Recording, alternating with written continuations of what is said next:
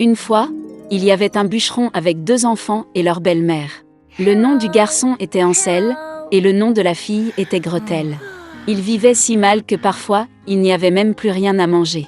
Et puis un soir, il se coucha dans son lit, se demandant comment nourrir davantage les enfants.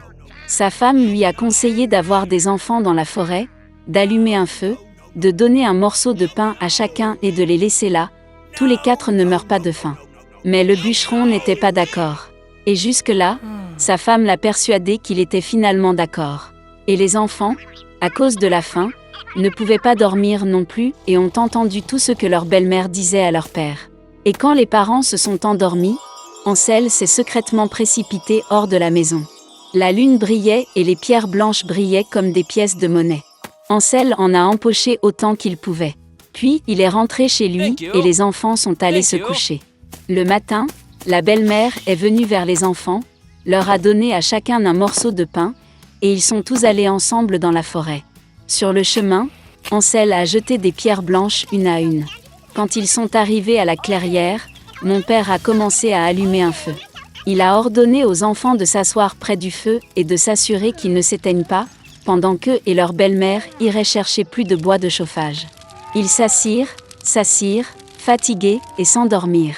Quand les enfants se sont réveillés, c'était une nuit noire tout autour.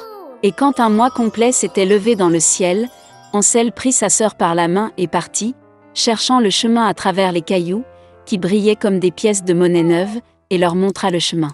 Ils ont marché toute la nuit. À l'aube, ils sont venus chez leur père. Un certain temps passa.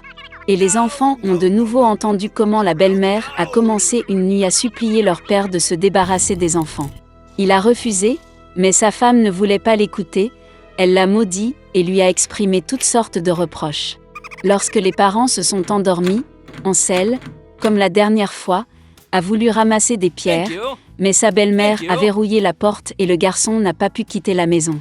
Tôt le matin, les enfants ont reçu un morceau de pain chacun, encore moins que la fois précédente. Sur le chemin de la forêt, Ansel déchiqueta son morceau dans sa poche et jeta les miettes par terre. La belle-mère les a emmenés encore plus loin dans la forêt. Encore une fois, un grand feu a été allumé, et le père a ordonné aux enfants de regarder le feu pendant qu'eux et leur belle-mère coupaient encore du bois. À l'heure du déjeuner, Gretel partagea son morceau de pain avec Ansel. Et ils se sont endormis. Nous nous sommes réveillés lorsque la nuit noire est tombée.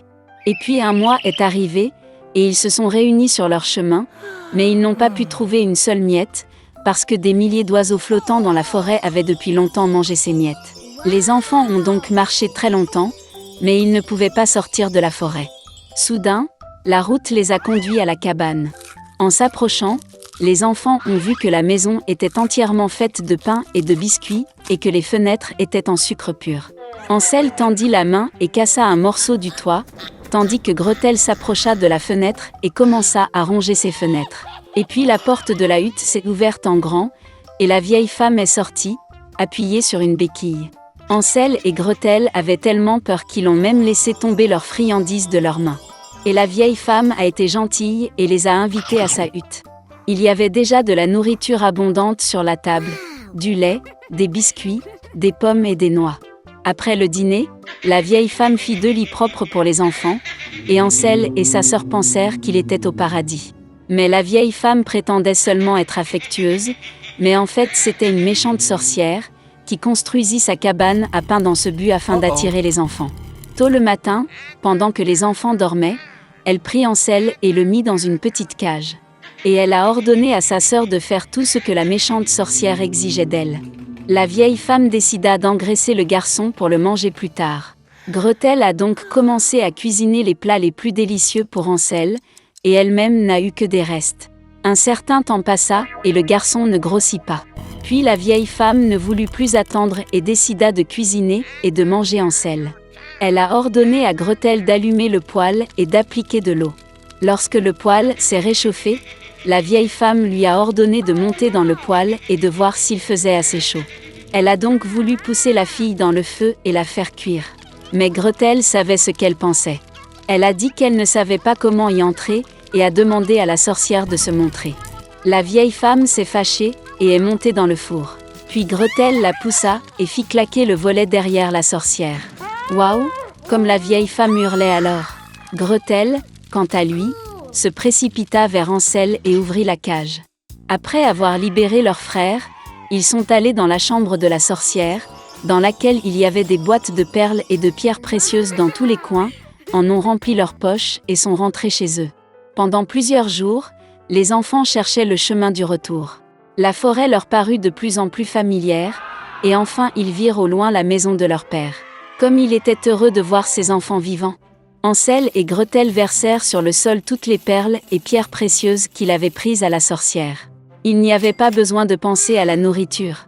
Et ils ont commencé à vivre et à se réjouir. Et le père a chassé la méchante belle-mère de la maison. Dans la partie la plus profonde de la mer se trouvait le palais du roi de la mer. Et il avait 6 filles. Ils ont joué dans le jardin toute la journée. Contrairement aux autres princesses, la plus jeune était calme et maussade. Et son nom était la petite sirène. Surtout, elle adorait écouter des histoires sur le monde des gens. Traditionnellement, une sirène ne pouvait remonter à la surface que pour la première fois à son 16e anniversaire. Et maintenant, il est temps de voir la terre et la plus jeune princesse. Elle a fait surface près du navire, chantant et musique venant du pont. C'était la première fois que la princesse voyait le navire. Dans la cabine du navire, la petite sirène remarqua un beau prince. Pendant longtemps, elle ne put le quitter des yeux. Soudain, une violente tempête a éclaté en mer. Le navire du prince a heurté un rocher et s'est brisé en morceaux. Dans l'obscurité totale, la foudre a éclaté et la petite sirène a vu le prince tomber dans la mer. Elle l'a sauvé en le ramenant à terre. Bientôt, le prince a été retrouvé par une fille qui passait.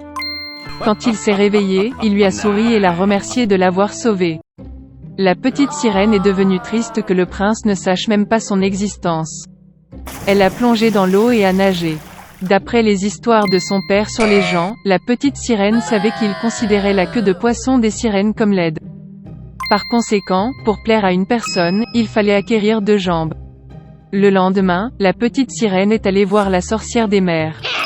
La sorcière accepta de lui faire une potion qui transformerait la queue de poisson en une paire de jambes minces.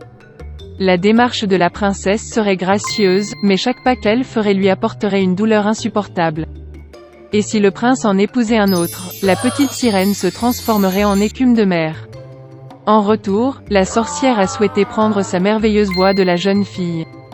La princesse était prête à tout pour être proche du prince, et elle accepta.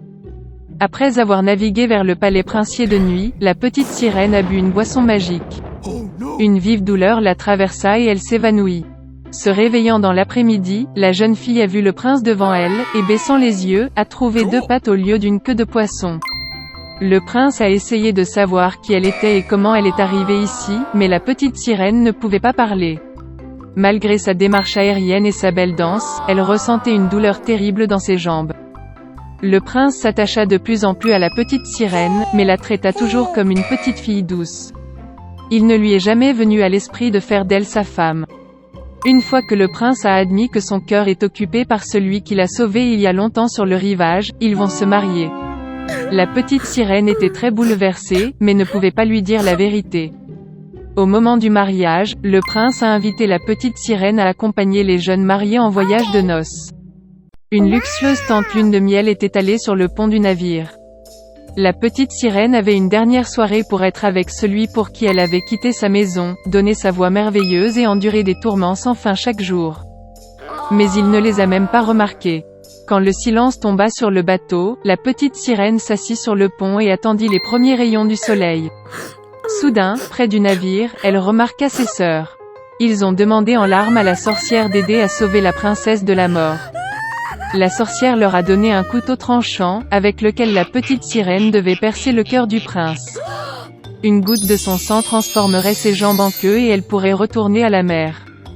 La petite sirène a regardé dans la tente et y a vu un couple amoureux endormi. Elle n'a pas trouvé la force de prendre la vie du prince et a jeté le poignard dans la mer. De chagrin, la petite sirène se jeta à l'eau. Mais la gentillesse de la princesse a fait fondre le cœur de la méchante sorcière. La sorcière a annulé son sort et la petite sirène avait à nouveau une queue de poisson au lieu de jambes humaines.